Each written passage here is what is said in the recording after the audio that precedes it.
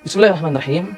Suatu hari Rasulullah SAW pernah bersabda kepada para sahabat bahwasanya beliau telah diperlihatkan oleh Allah Subhanahu wa taala seluruh amalan-amalan umatnya, baik yang amalan hasannya, yang terbaiknya, atau amalan sayyi'nya, amalan terburuknya.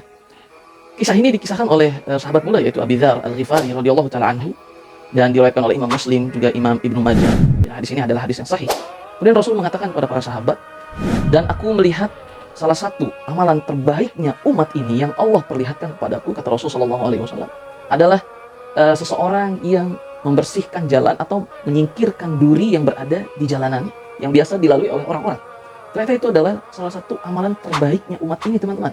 Dimana seseorang bisa mengambil beling jika ia lihat berada di satu jalan, kemudian ia ambil, kemudian ia buang ke tempat yang aman dengan niat agar tidak ada orang yang mendapatkan celaka dari duri ini, dari beling ini, atau paku ini, dan seterusnya. Dan yang luar biasanya, ternyata dalam hadis lain, teman-teman, hadis Bukhari meriwayatkan hadis ini, bahwasanya ada seorang hamba Allah Subhanahu wa taala ketika berjalan kemudian menemui ada duri, bahkan dalam riwayat lain ada ranting yang berduri. Kemudian ia ambil ranting yang berduri itu, kemudian ia buang ke tempat yang aman dengan niat agar orang tidak mendapatkan celaka dari duri ini, dari beling ini, dan seterusnya. Kemudian apa Rasul mengatakan, fa'udkhila bihil jannah.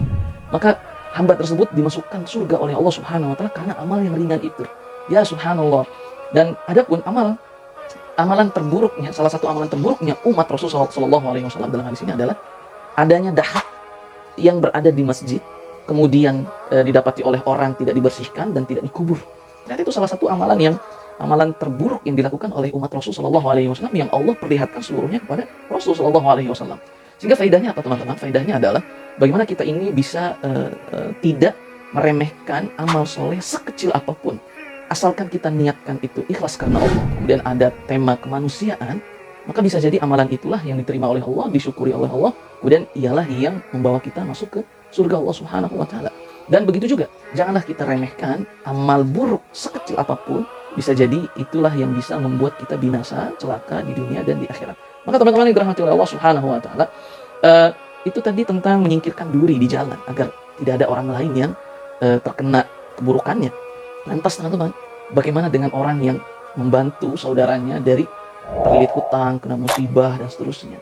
Kalau cuma sekedar menyingkirkan duri saja di jalan agar tidak ada orang yang terkena bahaya duri itu, kemudian pahalanya bisa Allah masukkan ke dalam surga, lantas bagaimana dengan pahala orang yang membantu kesulitan hamba-hamba Allah Subhanahu wa taala lainnya, seperti orang yang sedang terlilit hutang, seperti orang yang sedang harus menutupi biaya rumah sakitnya, menutupi biaya sekolahnya, tidak memiliki rumah, tidak memiliki kendaraan dan seterusnya, maka pasti pahalanya jika ia niatkan karena Allah, kemudian dia tulus membantu dalam tema kemanusiaan, barangkali atau bisa jadi itulah amal yang bisa membawanya masuk ke dalam surga Allah Subhanahu wa taala. Kemudian ada faedah terakhir tentang Rasulullah SAW menyemangati kita untuk menjaga kebersihan masjid.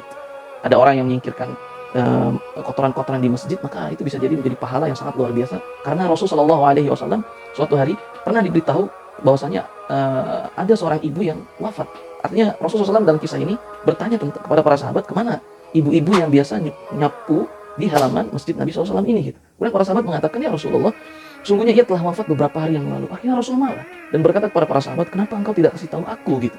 Kemudian akhirnya Rasulullah SAW meminta kepada para sahabat untuk ditunjukkan di mana kuburannya. Akhirnya Rasul datang ke sana dengan para sahabat, dan yang sangat luar biasanya apa?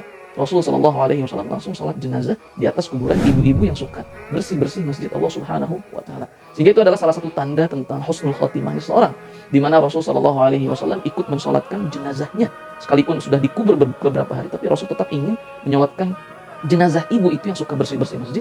Dan itu adalah isyarat bahwasanya Rasul telah ridho kepadanya, dan kalau Rasul ridho pasti Allah pun akan ridho. Jika Allah Subhanahu wa taala telah ridho kepada seorang hamba, maka tidak ada balasan yang lebih pantas dari kecuali surga Allah Subhanahu wa taala untuknya.